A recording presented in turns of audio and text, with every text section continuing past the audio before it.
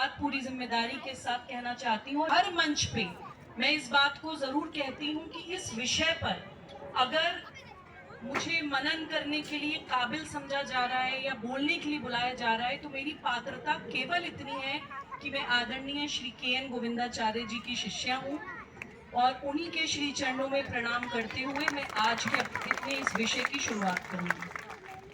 शुरू में बच्चों ने यहाँ पे परफॉर्म किया, उसके शब्द थे सनातन खतरे में है।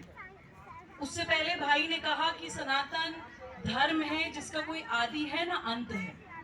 तो मैं ये बात जरूर आपसे कहना चाहूंगी कि सनातन खतरे में ना कभी था ना कभी खतरे में होगा, क्योंकि वो प्रकृति के शाश्वत नियमों का एक ऐसा विज्ञान है, वो नेचुरल लॉज हैं, वो ऐसे यूनिवर्सल लॉज हैं जो दुनिया चलाती थी, दुनिया चलाती है और आगे भी दुनिया चलाती रहेंगी।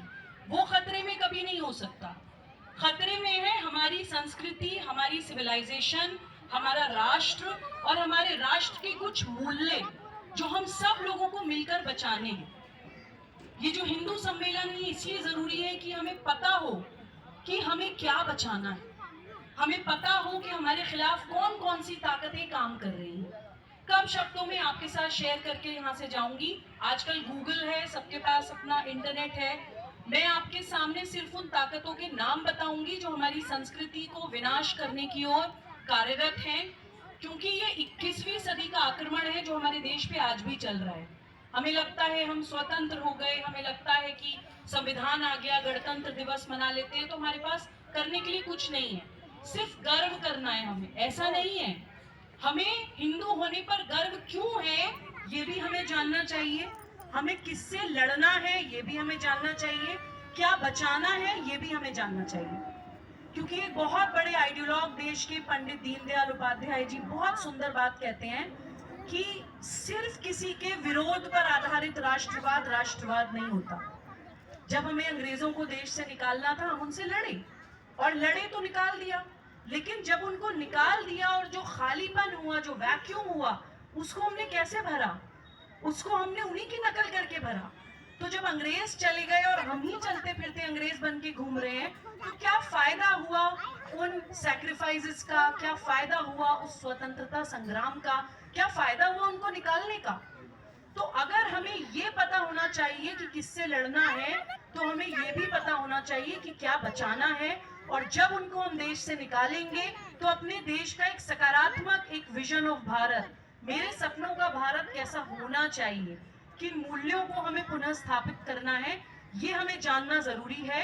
और यही दो बातें मैं आज इस हिंदू सम्मेलन के माध्यम से आप लोगों तक पहुंचाकर और अपनी जगह लूंगी। मैंने आपसे कहा कि कुछ ताकतें हमारे देश पर अभी भी काम कर रही हैं, हमारे देश के खिलाफ।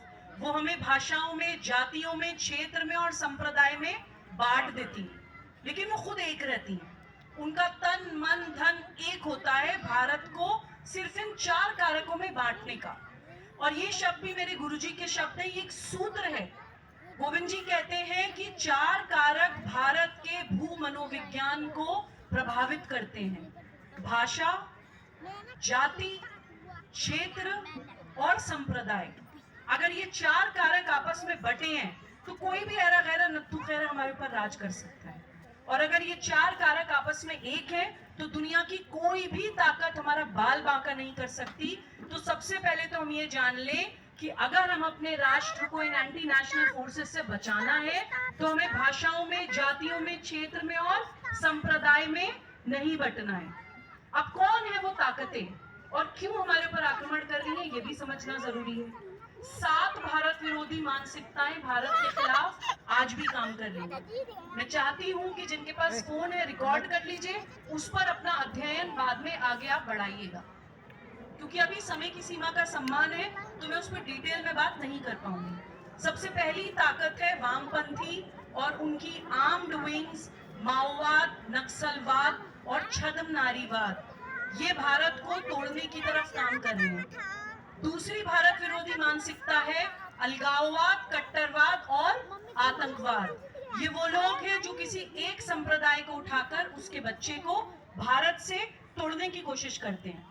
तुम भारत में पैदा हुए हो, लेकिन जैसे अभी भाई साहब ने बोला, वही सेम बात मेरे गुरुजी कहते हैं कि भाषा, भूषा, भोजन भोजन, भवन, भेषज और भजन ये किसी जगह की संस्कृति होती है। मैं भले ही मुसलमान हूँ, लेकिन अगर मैं भारत में पैदा हुई हूँ तो मैं तिलक लगाऊंगी।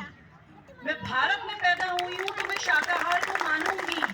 मैं भारत में पैदा हुई हूँ तो भारत के देवी देवताओं को अपना मानूंगी। भारत की शिक्षा पद्धति, भारत के आराध्य, भारत के संस्कार, भारत के मूल्य सब मेरे उतने ही होने चाहिए जितने भारत के 140 करोड़ लोगों के हों। लेकिन ये अलगाववादी, कट्टरवादी और आतंकवादी संगठन दो संप्रदायों को प्राइमरीली भारत से तोड़ने की कोशिश कर रहे हैं। और ये वो दो संप्रदाय हैं जो एक्चुअली देश के लिए वॉरियर्स हैं। एक इस्लाम समाज के बच्चे को अलगाववादी, कट्टरवादी और आतंकवादी बना के इस्लामिक स्टेट बनाने के लिए प्रेरित कर रहे हैं, और एक खालसा पंथ के बच्चे को अलगाववादी, कट्टरवादी और आतंकवादी बना के खालिस्तान बनाने के लिए प्रेरित कर रहे हैं। लेकिन हमें ये क्लैरिटी होनी चाहिए, हम इस्लामिक स्टेट के खिलाफ है लेकिन इस्लाम के नहीं। हम खालिस्तान के खिलाफ है लेकिन खालसा पंथ के नहीं।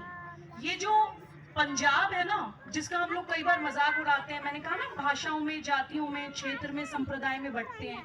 क्षेत्रवाद में हम लोग कैसे बंटते हैं आपको पता है? 12 बज गए जी, सरदार आ गया। कितने लोगों ने सुना ये जोक? हाथ खड़े कर दीजिए। कितने लोगों ने सुना ये जोक? हम सभी ने सुना है। ये पाप हम करते हैं उस प्रदेश के प्रति, उन सिख भाई बहनों के प्रति। जब देश के ऊपर आक्रमण हुआ था तब ये तय हुआ था कि देश का बड़ा बेटा सिख बनेगा। तो सिख जो हमारे खालसा पंथ के जो भाई बहन हैं वो देश के लिए वॉरियर्स हैं। और एंटी नेशनल फोर्सेस जानबूझ के जो वॉरियर क्लैन्स होती हैं, जो मरने से नहीं डरते, जो क्षत्रिय होते हैं, उनको भारत से तोड़ने की कोशिश करते हैं। तो हमें अलगाववादी, कट्टरवादी और आतंकवादी संगठनों के खिलाफ ये लड़ाई मिलकर लड़नी है, बिना संप्रदाय में बटे हुए और बिना ये सोचे हुए कि अगर कोई मुसलमान है तो आतंकवादी ही होगा, कोई सिख है तो खालिस्तानी होगा। हमें कई बार नेशनलिस्ट होने का, राष्ट्रवादी होने का अहंकार भी हो जाता है। होता है कि नहीं? हम अगर अपने देश के लिए मर मिट रहे हैं तो सामने वाला देशद्रोही है, ये जरूरी नहीं है। गुरुजी कहते हैं कि 3 तरह के लोग हैं भारत में। एक राष्ट्रवादी, जिनको पता है कि देश के लिए मर मिटना है, देश को कैसे बचाना है, और एक राष्ट्र विरोधी, जिनको पता है कि देश को कैसे बांटना है। लेकिन बीच में एक बहुत बड़ी संख्या है जो अराष्ट्रीय है, जो ना देशभक्त है और ना देशद्रोही है। वो क्लूलेस मेजॉरिटी है। उनको पता ही नहीं है कि राष्ट्र के सामने क्या चुनौतियां हैं, उनको पता ही नहीं है। वो या तो अपने नेताओं के पीछे चल देते हैं या